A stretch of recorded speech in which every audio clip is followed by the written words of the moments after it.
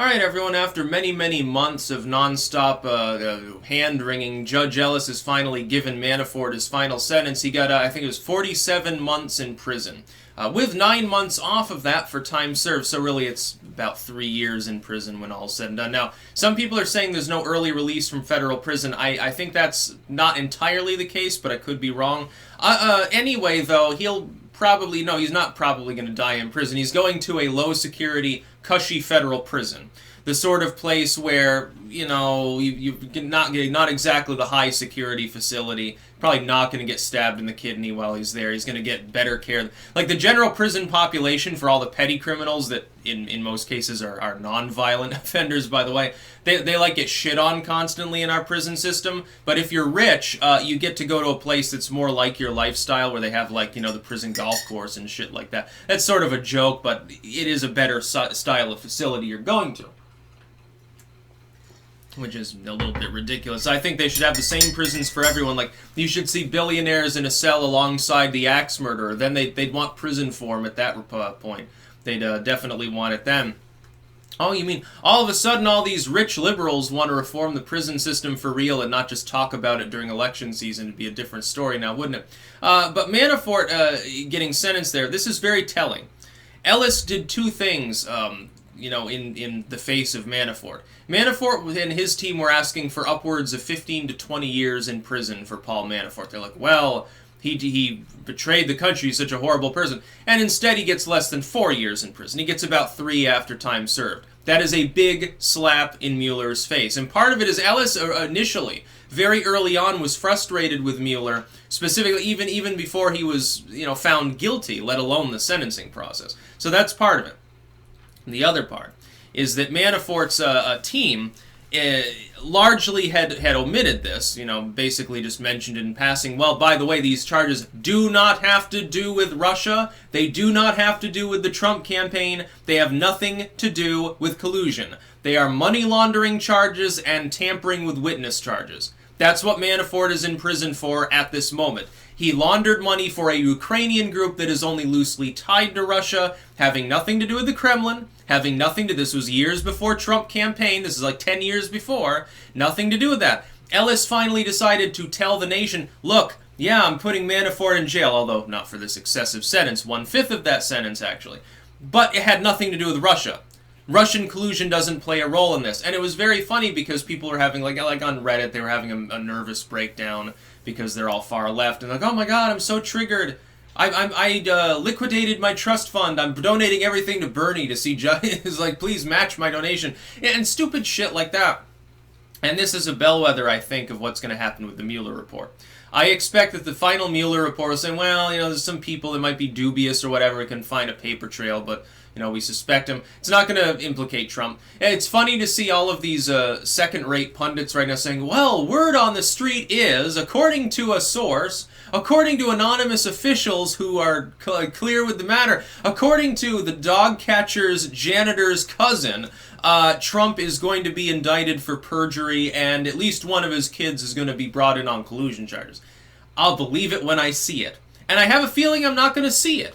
Because the Mueller probe has dragged on and fucking on, and you would think if they had something like that that could retroactively exonerate all of these different intel agencies for having fumbled and bumbled the entire way from the Steele dossier all the way up through from the Jeb campaign of all places. If there was something that could exonerate them, they would have snapped at it immediately because it was politically expedient for them to do so.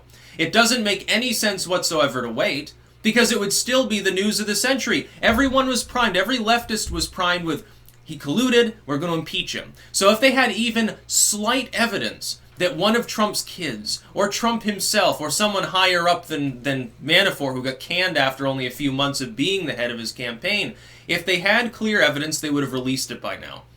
They would have released that part. They would have indicted already and continued with the probe and gone even deeper. It's like with Roger Stone. Is he actually going to see a day in jail? Maybe. Probably not, though. If he gets any sentence at all, it'll be lighter than Manafort's. So far, in every case where you've got people sentenced to actual time, it's been extremely low sentences. Manafort, with the time served, he gets 3 years in a minimum security facility. Papadopoulos gets 2 weeks. Flynn, as far as I know, is still free and walking around. Roger Stone is still walking around. They're trying to constantly, every time he posts on social media, they try to make the case, well, he's violating the gag order, put him in solitary. I'm sure that they would love to do that. By the way, I don't think courts should be able even to give out gag orders. No, I think that they should be rendered unconstitutional. It's cruel and unusual punishment.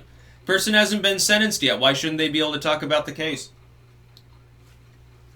It's a fucking ridiculous practice. The only case where that it shouldn't apply in cases where the state is prosecuting, is the claimant, is the plaintiff. It should only apply in cases where the two plaintiffs are private citizens and one was like, look, you know, this person is going to go around, I'm suing you for defamation, but they're going to keep going around defaming me in the meantime, so I need the court to order an injunction, keep them from talking and saying stupid shit. Okay, that's one thing, protection of an actual citizen.